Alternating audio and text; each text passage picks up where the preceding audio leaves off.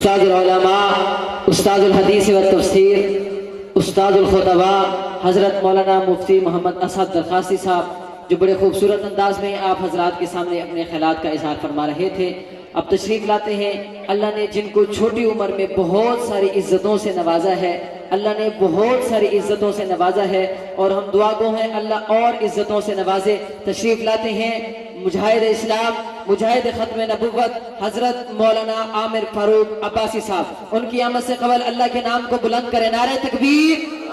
مزہ نہیں ہے، دونوں ہاتھ اٹھا کر نعرہ تکبیر۔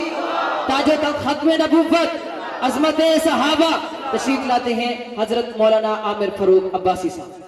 نعرہ تکبیر، شان محمد مصطفیٰ، شان صحابہ، عظمت صحابہ۔ الحمدللہ وحدہ والصلاة والسلام علی من لا نبی بعدہ،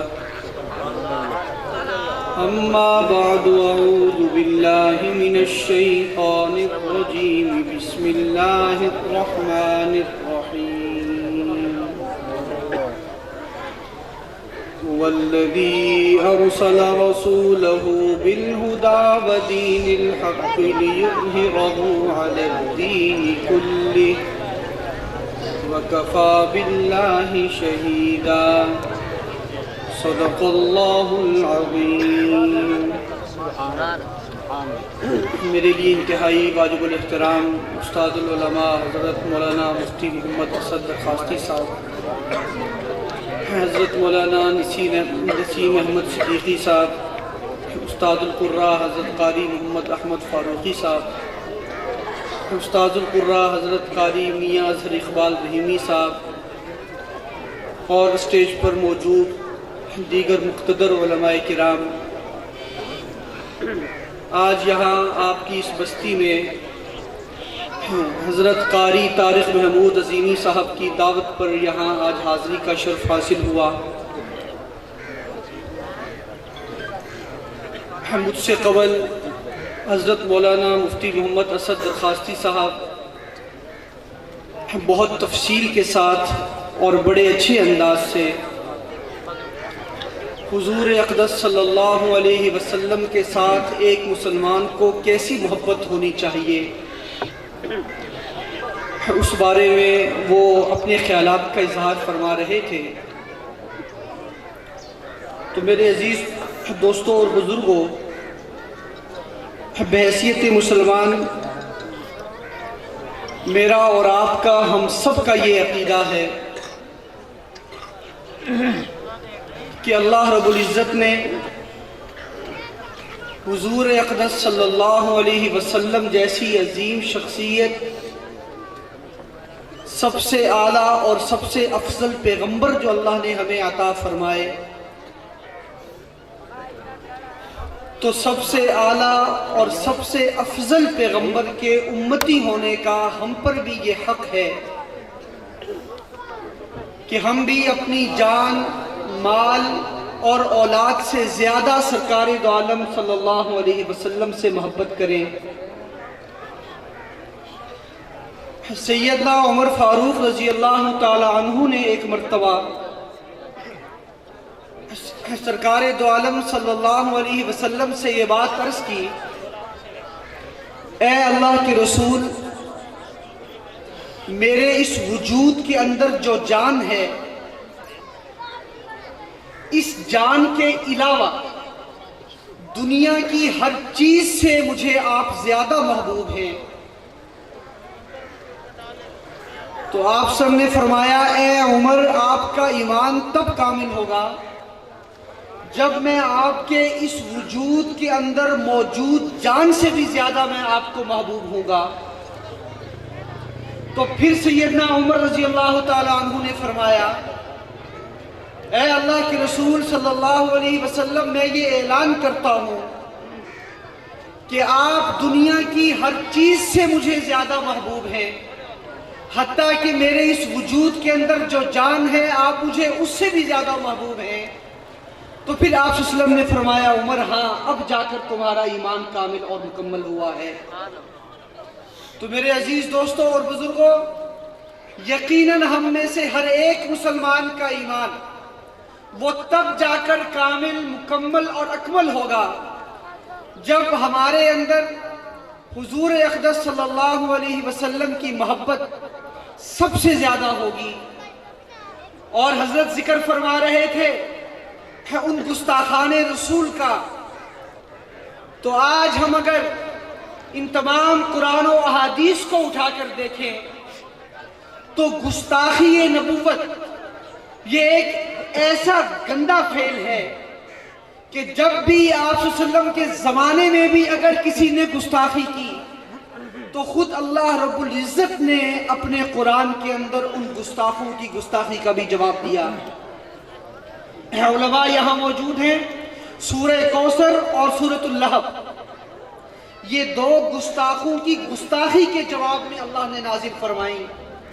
صرف یہی نہیں، اللہ نے پورے قرآن کے اندر کبھی کسی کو کوئی بھی گالی نہیں نکالی، لیکن جب ولید بن مغیرہ نے سرکار دو عالم صلی اللہ علیہ وسلم کی جب گستاخی کی تھی تو پھر اس قرآن کی آیات گواہ ہیں کہ اللہ نے فرمایا عُتُلٍّ بَعْدَ ذَلِكَ زَنِيمٍ۔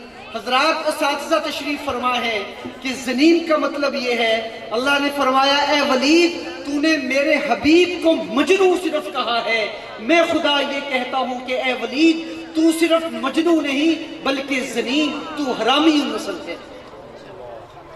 اللہ نے اپنے حبیب کی گستاخی کو کبھی بھی برداشت نہیں کیا۔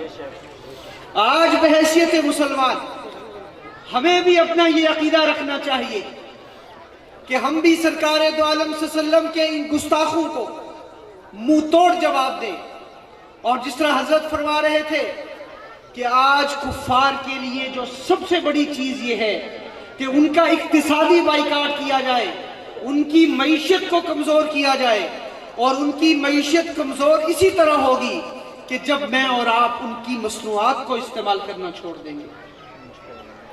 اور اس کے بعد آج ان کفار کے لیے دوسرا جو سب سے بڑا مسئلہ ہے وہ یہ ہے کہ میرے اور آپ کے مدارس اور مساجد کے ساتھ جو تعلق ہے یہ وہ تعلق ہے جس نے آج کفار کو پریشان کر رکھا ہے۔ آپ حضرات آج یہاں کیوں آئے ہیں؟ ان جو ہے علماء کی زیارت کرنے آپ یہاں تشریف لائے، قال اللہ و قال الرسول کی باتیں سننے کے لیے آپ یہاں تشریف لائے۔ یہی جو میرا اور آپ کا ایک تعلق ہے، آج یہ تعلق ان کفار کو پریشان کر رہا ہے۔ ہم آج اپنا یہ ایک ذہن بنا لیں کہ چاہے کچھ بھی ہو جائے ہم نے ان علماء، مدارس اور مساجد کے ساتھ ہم نے کبھی اپنے تعلق کو کمزور نہیں ہونے دینا۔ میرے دوستوں اور بزرگوں، ہمارا اور آپ کا ایک آپس میں رشتہ مساجد اور مدارس کا ہے، یہ وہ رشتہ ہے جو دنیا کے تمام رشتوں میں سب سے عظیم رشتہ ہے کہ اللہ رب العزت نے جب آپ صلی اللہ علیہ وسلم پر جب پہلی وحی نازل فرمائی تو وہ پہلی وحی کیا تھی؟ اقرأ بسم ربک الذی خلق۔ وہ پہلی وحی تعلیم سے اس کا تعلق تھا، اس پہلی وحی کا تعلق اس چیز سے تھا کہ ہم اپنی اولادوں کے سینوں میں قرآن محفوظ کریں، ہم خود اپنے سینوں میں قرآن محفوظ کریں۔ تو آج میرے عزیز دوستوں اور بزرگوں، آج ہم میں سے جو یہاں صاحب اولاد ہیں وہ یہ عہد کریں اور نیت لے کر جائیں کہ ہم نے اپنی اولادوں کے سینوں میں ہم نے اس قرآن کو محفوظ کرنا ہے، کہ ہم نے اپنی اولادوں کو اس قرآن کا حافظ بنانا ہے۔ جب ہمارے بچوں کے سینوں میں انشاءاللہ قرآن محفوظ ہوگا تو یاد رکھیں کہ پھر جب بھی کوئی گستاخ کسی بھی وقت میں اگر سرکار دو عالم صلی اللہ علیہ وسلم کی شان میں گستاخی کرے گا، یہ حفاظ یہ علماء اور یہ مدارس اور مساجد سے محبت کرنے والے انشاءاللہ منہ توڑ جواب دیں گے۔ آج بھی آپ دیکھ لیں، آج پوری دنیا میں جہاں بھی گستاخ رسول یا گستاخ صحابہ وہ جہاں بھی کھڑے ہوتے ہیں تو انہی مدارس اور مساجد اور ان چٹائیوں پر بیٹھے ہوئے یہ درویش صفت مجاہد کھڑے ہو کر یہ جہاں گستاخان نبوت کو جواب دیتے ہیں وہیں یہ گستاخان صحابہ کو بھی منہ توڑ جواب دیتے ہیں۔ آج ہمارے وجود کے اندر نہ ہم سے سرکار دو عالم صلی اللہ علیہ وسلم کی گستاخی برداشت ہو سکتی ہے، اور نہ آپ کے جانثار صحابہ کی گستاخی ہم سے برداشت ہو سکتی ہے۔ الحمدللہ یہ ہمارے ایمان کا حصہ ہے، اور آج علماء اسی چیز کو لے کر الحمدللہ ہر طرف جا رہے ہیں۔ میں آپ حضرات سے بھی یہی گزارش کروں گا کہ آپ کا تعلق اس دور کے اندر علماء کے ساتھ، مدارس کے ساتھ، مساجد کے ساتھ زیادہ سے زیادہ ہونا چاہیے۔ جہاں کہیں اجتماعات ہوں ہم سارے اپنی تمام مصروفیات کو چھوڑ کر وہاں پہنچے۔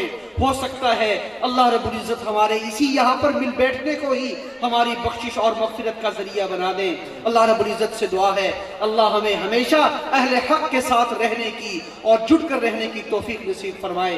وآخر دعوانا الحمدللہ رب العالمین۔